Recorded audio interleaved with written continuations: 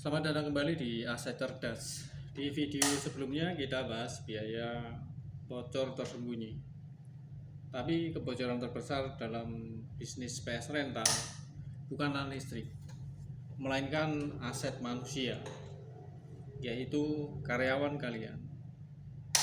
Jika Anda tidak memiliki SOP wajib anti kebohongan atau anti bohong, maka Anda memberi izin kepada karyawan kalian untuk absen tanpa alasan, dan potensi fraud transaksi akan tinggi.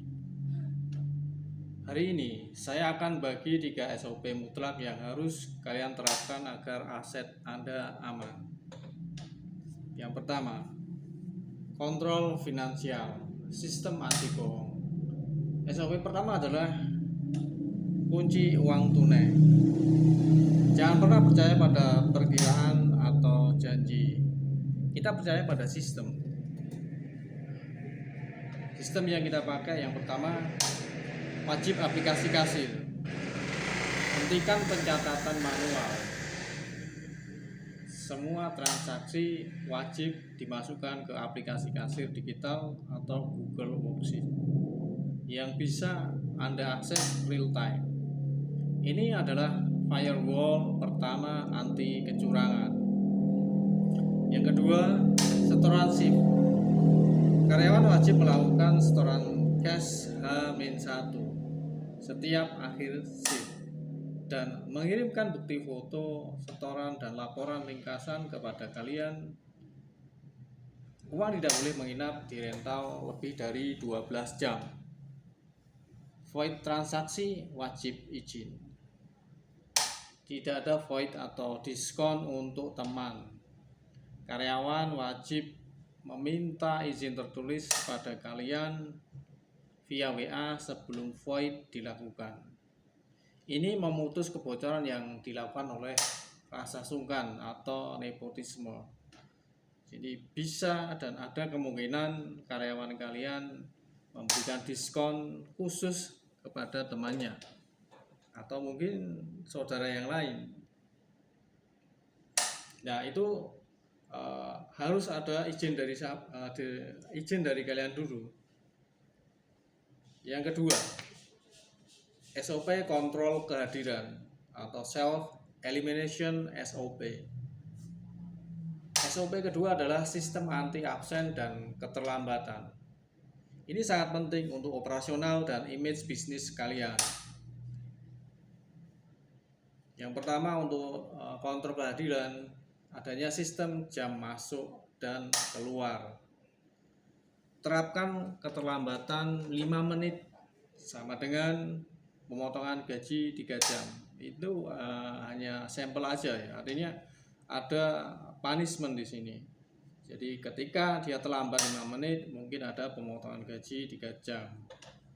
Nah, silakan untuk dihitung sendiri. Jika absen tanpa pemberitahuan 24 jam atau kemarin tidak memberitahu bahwa akan ada izin atau tidak masuk, itu adalah pelanggaran berat yang dapat dikenai sanksi, mungkin adalah pemutusan hubungan kerja. Kalau enggak, setidaknya ada punishment yang lain. Yang kedua, SOP pembukaan dan penutupan. Jadi ada prosedur khusus atau prosedur standar pada saat membuka rental, dari mulai membuka pintu, kemudian mengecek kondisi unit, kondisi makanan kalau jual makanan, kebersihan, kondisi listrik, kondisi dapur mungkin. Jadi ada SOP-nya dan harus ada checklist-nya. Nah, checklist ini penting ya, untuk mengetahui apakah telah dilakukan atau belum SOP pembukaan dan penutupan ini. Nah, untuk penutupan juga sama, ada checklist-nya. Apa yang harus dicek? Kompor mungkin jangan sampai lupa. Listrik juga harus dimatikan jika tidak dipakai. AC mungkin jika menggunakan AC bisa dimatikan. Nah, daftar checklist ini wajib difoto dan dikirim ke Anda. Jika memungkinkan, jika tidak Anda bisa lakukan kontrol tiap hari. SOP kedua yang terakhir adalah pengganti darurat. Jadi setiap karyawan wajib menyediakan satu nomor kontak WA dari saudaranya, ya misalnya saudaranya, untuk menggantikan ketika posisi dia absen atau tidak hadir. Jadi, agar tidak ada hari kosong atau tutup di rental kalian.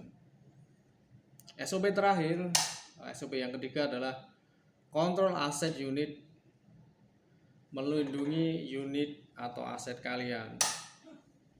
SOP ketiga adalah pelindungan aset fisik, meliputi unit dan stick. Prosedur serah terima unit. Setiap shift baru wajib memeriksa jumlah stick yang berfungsi dan kebersihan unit.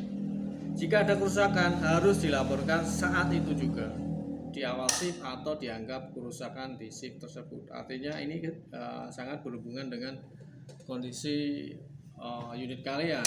Ini untuk menjaga unit kalian itu dalam kondisi fit, tidak ada kerusakan, dan jika ada kerusakan cepat diketahui. Dan kesimpulannya, 3 SOP wajib ini bukanlah tentang tidak percaya. Ini tentang menciptakan sistem yang tidak mungkin dibohongi. Terapkan sistem ini dan profit kalian insya Allah akan lebih aman.